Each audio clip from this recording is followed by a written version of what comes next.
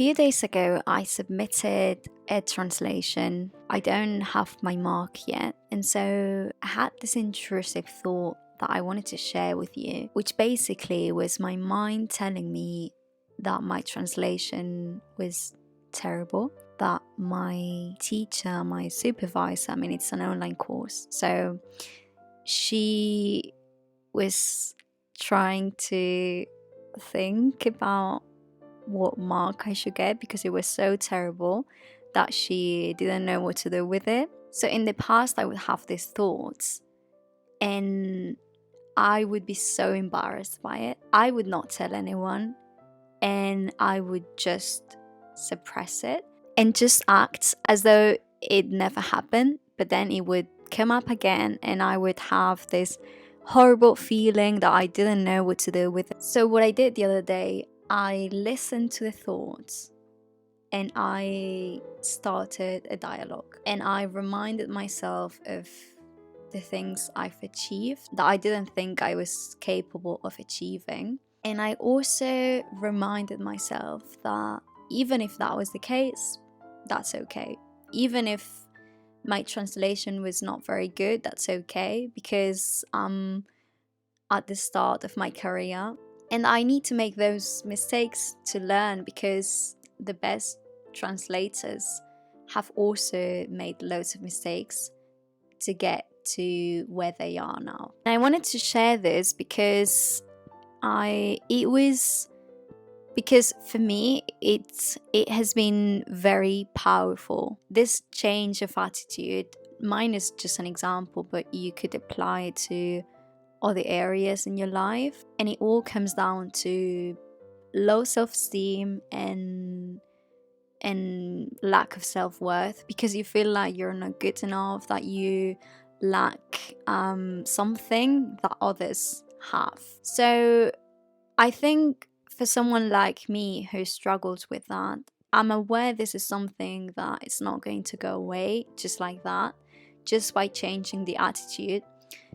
But what I've come to realize is that by changing the attitude, I feel better about myself. So by changing the attitude of having a thought, having a feeling that I don't like, that makes me feel uncomfortable, so you can either completely ignore it and make it look like as it never happened, and also feel embarrassed by it, that you will not share it with anyone. So that's something you can do. So that's something I used to do a lot. Like so many different feelings, I would just suppress them, ignore them, move on. So that's something you can do. And a different position, which is to let the thought be, in a way. So you don't suppress it, you listen to it. And a great example of this, it comes from a meditation I did the other day, which was it's a meditation on sadness. So I like to do different kinds of meditations depending on how I'm feeling, and I did this one on sadness. Greet it as a friend, ask it where it came from, and ask it where it's going, telling it kindly that it does not live here. So the way I understood this meditation, she was humanizing sadness, and that you should imagine sadness as someone that comes into your life for a little bit. So there's no need to feel embarrassed about sadness in this case, or to feel embarrassed about any other feeling that you may experience. That's a beautiful way of it's a beautiful image, it's a beautiful way of understanding feelings, in my opinion. I'll link the channel down below, I'll link this video. And going back to what I was saying earlier, in the past I've been very self-conscious of my own feelings and my own thoughts, and this also relates to my career. As I said in my last video, I know that I want to do translation, that I want to become a literary translator.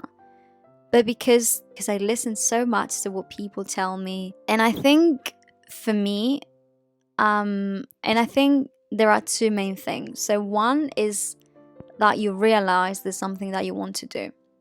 So once you get there, once you take that step, that's something. But then comes the difficult part, which is, okay, I know I want to do this. I know I want to try. I know I want to take that risk.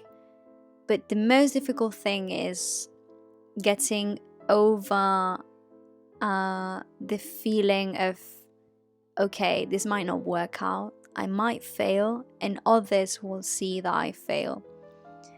And not only dealing with your own failure, but also being perceived by others. And I think when there's something we want to do and we don't act on it, I believe there is a link with insecurity and with a fear of being perceived by others and how they will perceive us if we fail, if it doesn't work out. I'd like to wrap this video up with something I saw a while ago on Pinterest, and I absolutely love it, and I think it's beautiful. And I think it's a beautiful way of closing this video.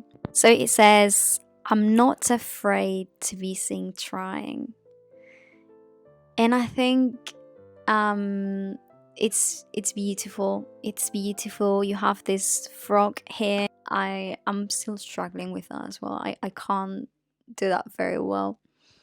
But I think it's a beautiful and very powerful image of what I've been talking about. Because sometimes when there's something we want to do and we don't do it, there is so much insecurity and fear of what others are going to say about you. This is not to say that I don't care at all about what people say about me and what people think about me, because I think it's really hard, and there are days that it's easier, there are days that it's more difficult. But what I can say is that I can live with it, and I can live with the disappointment of others, because I cannot control it. It's out of my control what others are going to say. But what I can control is that I make decisions that are in line with my values and in line with who I want to be and how I want to spend my life.